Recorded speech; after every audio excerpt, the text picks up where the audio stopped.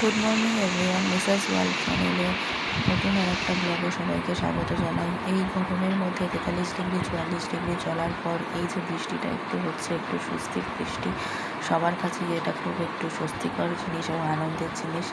এইখানে একটু বৃষ্টির আওয়াজটা একটু সবাইকে শোনার চেষ্টা করছি আমি।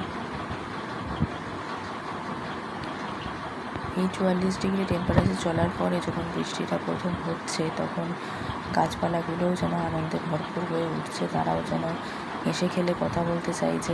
তাদেরও একটু, আমাদের মানুষের মধ্যে তাদেরও একটু স্বস্তি লাগছে। এই বৃষ্টিটাকে সবাই খুব উপভোগ করতে চাইছে। সবার সঙ্গে সঙ্গে আমিও একটু তোমাদের সাথে ভাবলাম ছোট্ট করে একটু শেয়ার করে দিই। দেখো, প্রকৃতির মধ্যে কি সুন্দর সবুজের মধ্যে যখন বৃষ্টিটা পড়ছে তখন কত ভালো লাগছে। আমি ব্যালকনিতে দাঁড়িয়ে দাঁড়িয়ে বৃষ্টিটা একটু উপভোগ করার চেষ্টা করছিলাম হালকা করে। তারপর বৃষ্টির দিনে তো মনে পড়ে গেল বিকেলবেলায় চপ মুড়ি ঠিক না হলে ঠিক জমে না। তারপরেই আমি চলে গেলাম চপ আনতে।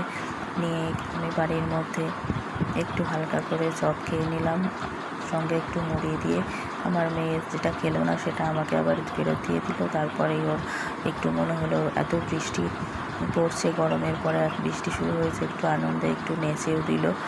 নাচতে নাচতে তার যেটুকু পারলো খেলো। বেশি অয়েলি খাবার ওকে দিই না, যেটুকু ও নিজে ইচ্ছে খেয়েছে সেটুকুই ওকে দিয়েছি, বেশি দিইনি। যদি ব্লগটা ভালো লেগে থাকে লাইক আর সাবস্ক্রাইব